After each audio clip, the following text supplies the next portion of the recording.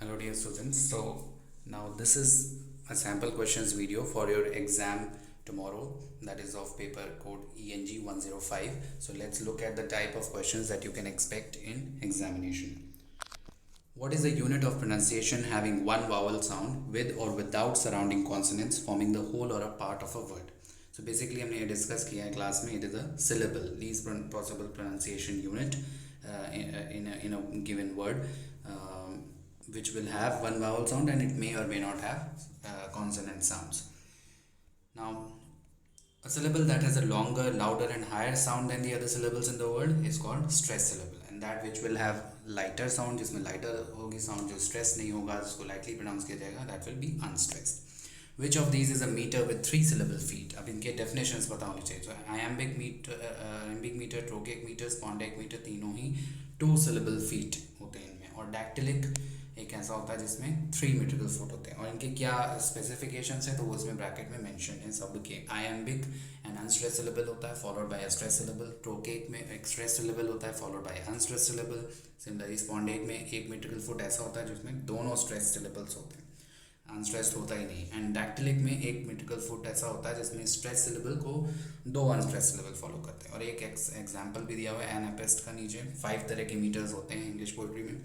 Anapaest भी है जिसमें 1 metrical foot ऐसा होता है जिसमें 2 unstressed syllables are followed by a stress syllable, 1 stress syllable. So ये है basically description.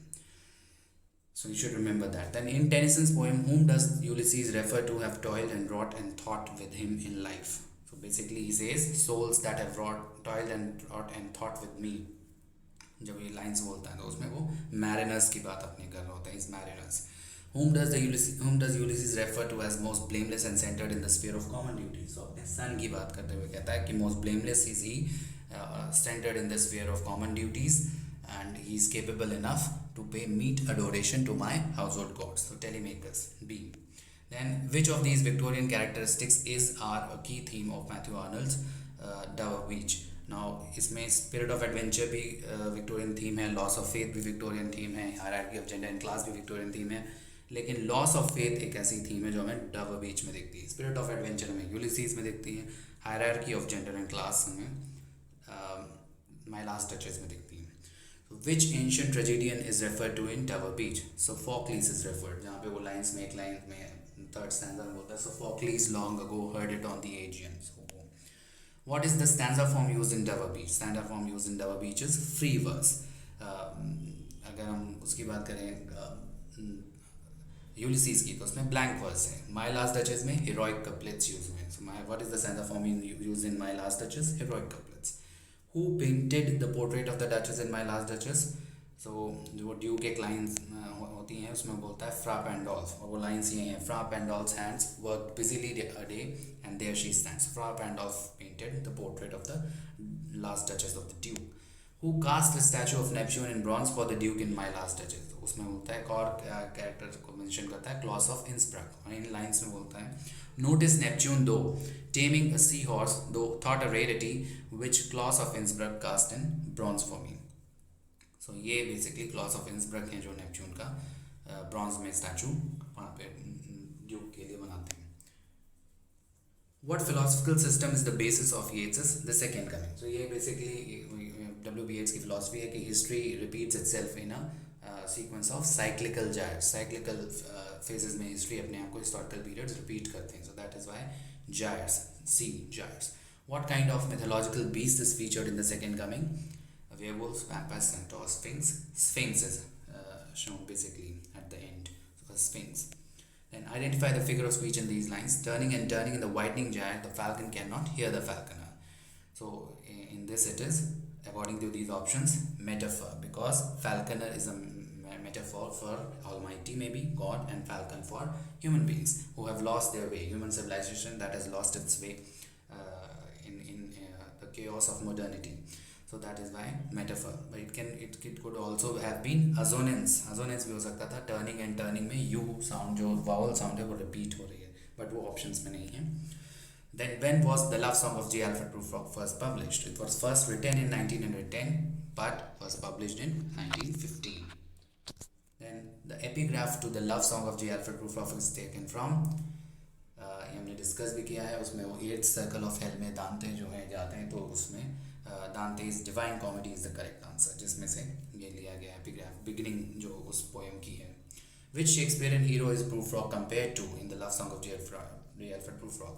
King Lear, Julius Caesar, Hamlet, Antonius. Hamlet से compare करता है ना, बोलता है no I am not Prince Hamlet nor was meant to be.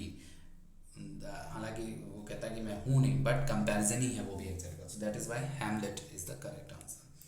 Indecision एक quality है Prue Frog की, जो Hamlet की भी क्वालिटी है. Indecision, decisions को ना ले पाना. So that is why he is very indecisive, and that is why there is a comparison. Hamlet is known for that. He is famous for his indecisiveness.